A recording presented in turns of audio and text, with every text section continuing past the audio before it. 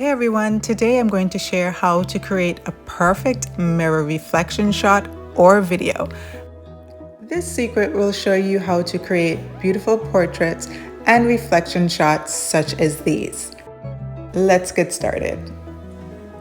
Alright, I've got my mirror and already you will notice you can't see my reflection, and it's not because I'm a vampire, it's because I'm looking at myself.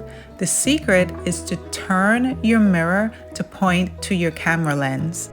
And instantly you can see my reflection. Make whatever adjustments you need to make if you want to focus on the lip or the eye, and you will have your perfect shot. For those who need a visual, this is what I mean.